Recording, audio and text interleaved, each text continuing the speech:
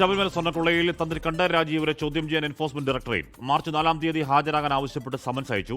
Thiruvithamkoor Devaswom board മുൻ president N വാസുവിന് media notice അയച്ചു. തന്ത്രിയുടെ അറസ്റ്റിനെതിരെ ബിജെപിയും കോൺഗ്രസും ഇന്ന് രംഗത്തെത്തി.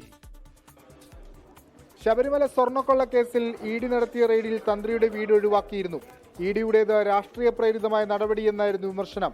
ഇതിന് പിന്നാലെയാണ് തന്ത്രിയെ ചോദ്യം ചെയ്യാനുള്ള തീരുമാനത്തിലേക്ക് ഇഡി എത്തിയത്.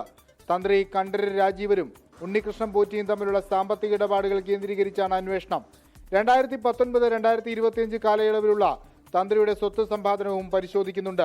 തിരുവിതാംകൂർ ദേവസ്വം ബോർഡ് മുൻ പ്രസിഡന്റ് എൻ വാസുവിനോട് അടുത്തയാഴ്ച ഹാജരാകാനാണ് ഇഡി നിർദ്ദേശിച്ചിരിക്കുന്നത്. തന്ത്രിയുടെ അറസ്റ്റിനെതിരെ ബിജെപിയും കോൺഗ്രസും രംഗത്തെത്തി. അറസ്റ്റിൽ ഗൂഢാലോചനയുണ്ടെന്ന് പ്രതിപക്ഷ നേതാവ് വി.ഡി. സതീശൻ. ഏത് തരത്തിലുള്ള പങ്കാളിത്തമാണ് ശബരിമലയിലെ സ്വർണ്ണ കവർച്ചയുമായി തന്ത്രിക്കുള്ളത് എന്ന് SIT പൊതുസമൂഹത്തെ ബോധ്യപ്പെടുത്തേണ്ട ആവശ്യമുണ്ട്. CPM-നെതിരായി എല്ലാ ആക്ഷേപങ്ങളും വന്നപ്പോൾ അതിൽ നിന്ന് വഴി തിരിക്കുന്നതിന് വേണ്ടി മനഃപൂർവ്വമായി തന്ത്രിയെ അറസ്റ്റ് ചെയ്താണോ എന്ന് സംശയിക്കേണ്ട സ്ഥിതിയാണ്. ജനങ്ങളെ പറ്റിക്കാനായിരുന്നു തന്ത്രിയുടെ അറസ്റ്റെന്ന് BJP സംസ്ഥാന അധ്യക്ഷൻ രാജീവ് ചന്ദ്രശേഖർ. 4.5 കിലോ സ്വർണം നമ്മളെ പുണ്യ ശബരിമലയിൽ നിന്ന് കൊള്ള ചെയ്തു എന്ന് എല്ലാവരും മനസ്സിലാക്കിയിട്ടും നടക്കുന്നത് ഒരു നാടകമാണ്. എല്ലാവർക്കും ബെയിൽ കിട്ടുന്നു, ജനങ്ങളുടെ ശ്രദ്ധ തിരിക്കാൻ തന്ത്രിനെ ജയിലയക്കുന്നു, കോർട്ട് പറയുന്നു.